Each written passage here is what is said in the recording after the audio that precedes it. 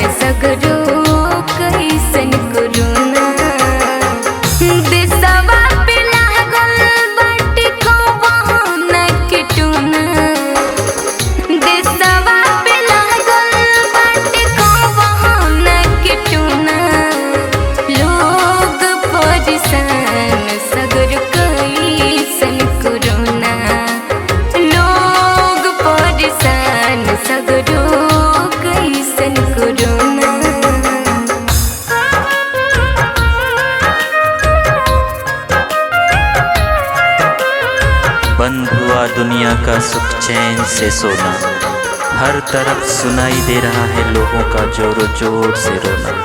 इस वैश्विक महामारी से प्रभु जी अब तो आप ही रक्षा करो ना।